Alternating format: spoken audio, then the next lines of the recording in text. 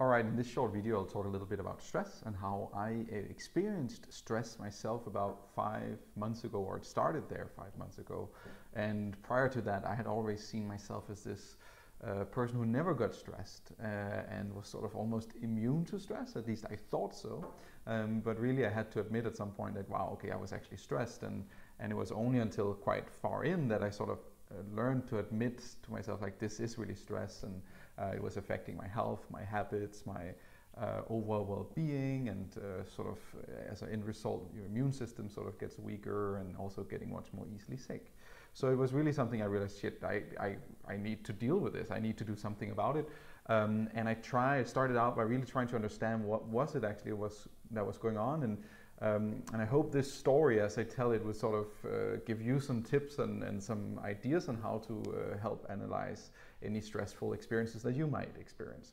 So for me, it was really, it started a lot with trouble sleeping and rethinking the same thoughts over and over again.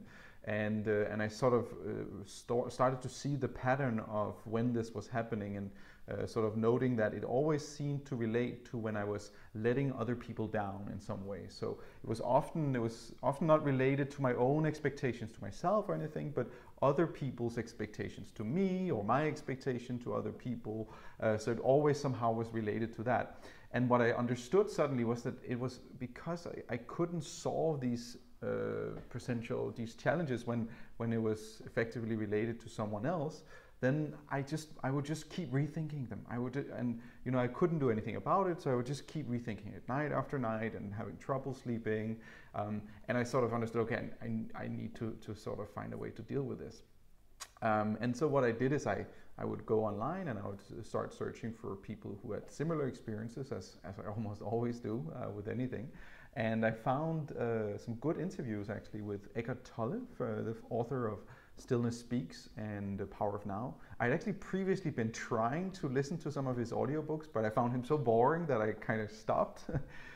Which I regret to this day now.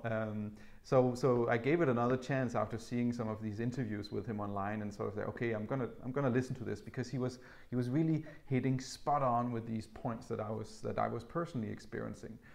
And I chose to read the book called Stillness Speaks. It's a shorter version of his books, and really hit spot on with some of the key points that I was experiencing. And one thing that I really took away from that book is the ability to train yourself to step out of your thoughts and sort of to distance yourself from your thoughts. So what I effectively do now is I see, typically when I start to experience these thoughts kind of replaying over and over again, I step out of my thoughts, and I see this.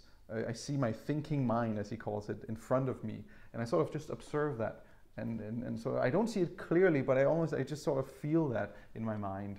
And then I do the same with my ego, and your ego is sort of everything that that is right or wrong, or what you think is right or wrong, or good or bad. That's your ego. But what you learn to really see is that that's not you. You are not your thoughts, and you are not your ego. And so I learned to do this and visualize this, and sort of stepping back and focusing on who I am, as my consciousness. And that was a really powerful experience, and it didn't come easily. I've been practicing it over and over ever since, and still do to this day. So whenever I spot these patterns of stressful thoughts starting to occur, I do this exercise where I sort of like, wait a minute, let me just step back here a little bit. Let me just observe these thoughts. And when these thoughts sometimes come to me, I'm gonna let them go. I'm not gonna latch onto them and sort of refuel them, as he says.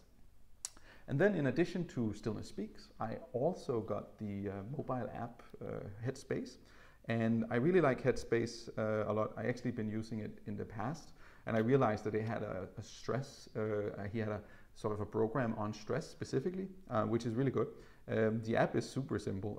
So you have basically just a series of different courses that you can take, and each day you spend about 10-15 minutes.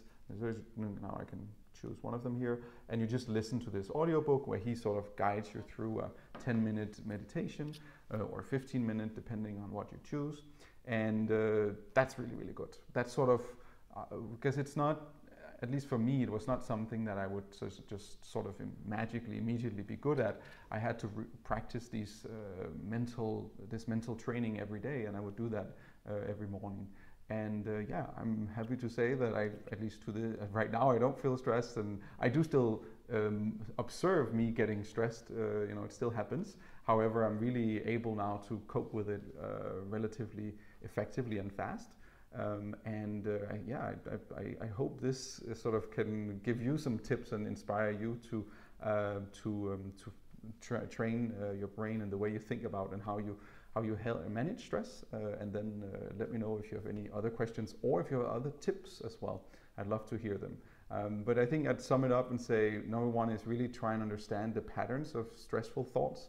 What is it that happens? Then try really to understand, have other people experienced the same, and can I learn something from them?